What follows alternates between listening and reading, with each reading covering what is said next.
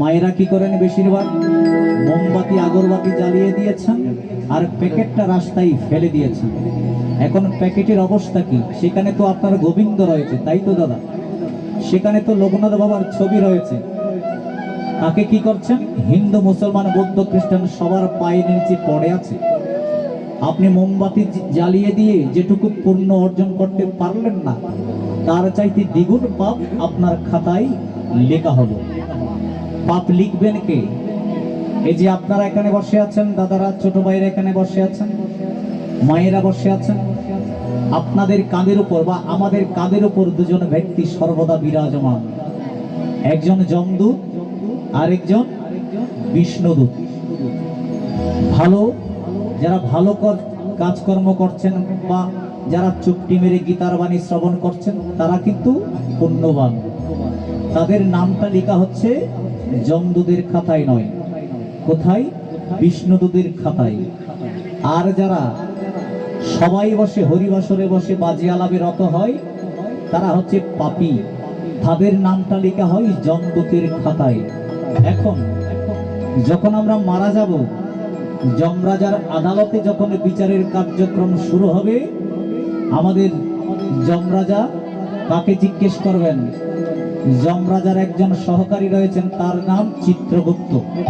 মনে রাখবেন, চিত্র মানে ছবি। এই যে ছবি তোলা হচ্ছে, চিত্র মানে ছবি আর গুপ্ত মানে গোপনীয়তা। চিত্রগুপ্ত বাবু এখানে গোপনে গোপনে কিন্তু আমাদের ছবি তুলে রাখছেন। কেন?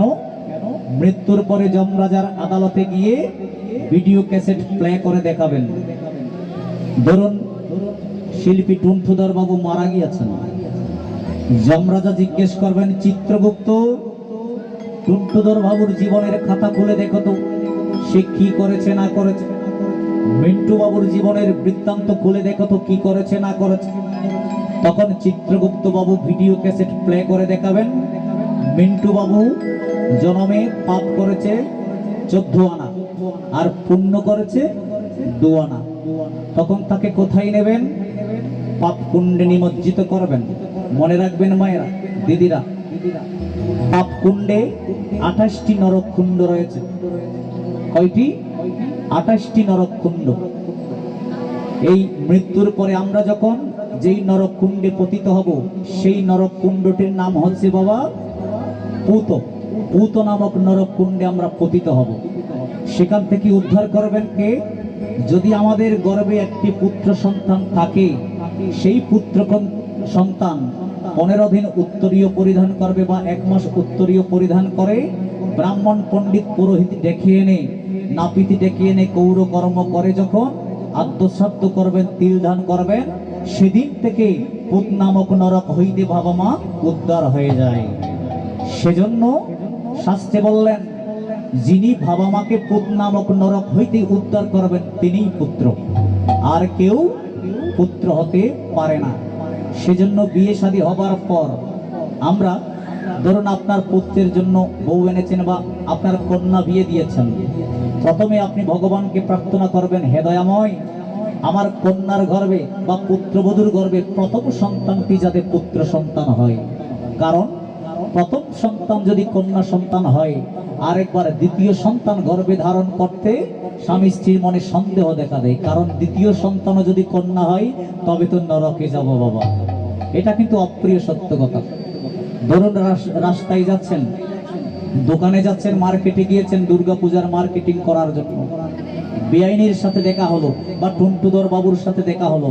রেপতি বাবু বলবেন, টুনটুধর বাবু একটু আশীর্বাদ করবেন, আমার পুত্রের ঘরে যাতে একটা নাতি হয়, নাতনি হয়, কেউ সেটা বলবেন না। অথচ আমরা মায়ের জাত।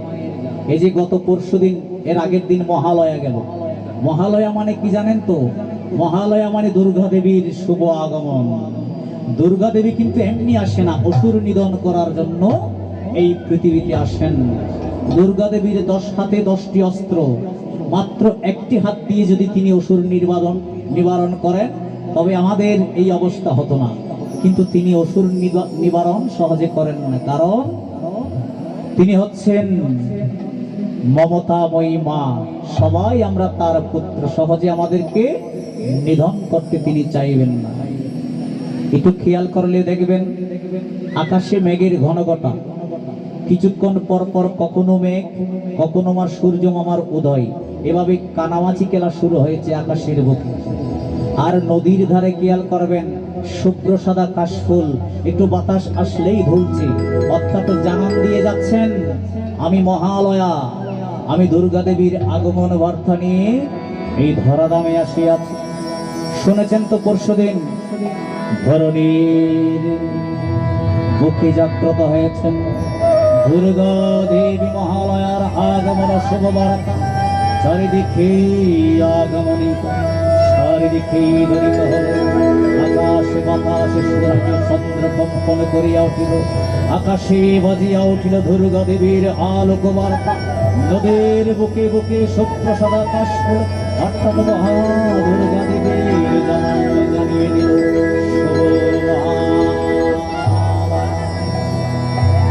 মায়েরা প্রস্তুত আছেন তো দুর্গা মাকে বরণ করার জন্য? আপনারা কিন্তু মাতৃদেবী। আমরা ছোট্ট ভাইদেরকে ছোট্ট করছি না, কারণ আমরা সবাই মায়ের গর্ভে জন্ম নিয়েছি। আপনারা মায়েরা দুর্গা দেবীর অংশভূতা। দুর্গা দেবীর 10 হাত, আপনাদের 2 হাত।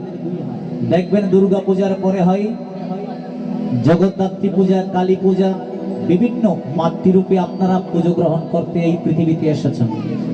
12 মাসে 13 পূজা, 13 পূজার মধ্যে কার্তিক গণেশ এই কয়েকটি পুরুষের পূজা ছাড়া আর সবকটি মায়েদের পূজা, তাই তো মা? বিপদনাশিনী পূজা সর্বদাই হয়, জগদ্ধাত্রী পূজা সর্বক্ষণ হয়, প্রতি বছর একবার হয়, দুর্গা পূজা বছরে 2 বার হয়, বসন্তকালে বাসন্তী দেবী, শরৎকালে শারদ দেবী। এভাবে মায়েরা কিন্তু বারবার আপনারা পুজো পার্বণ গ্রহণ করতে আমাদের পৃথিবীতে ভূমিষ্ঠ হয়েছেন। যাই হোক, এবার আমরা শ্রীমদ্ ভগবত গীতার 12 অধ্যায় পাঠ করব। একটা কথা বলে যাব শেষ করার আগে, জাগো লক্ষ্মী মায়ের দাও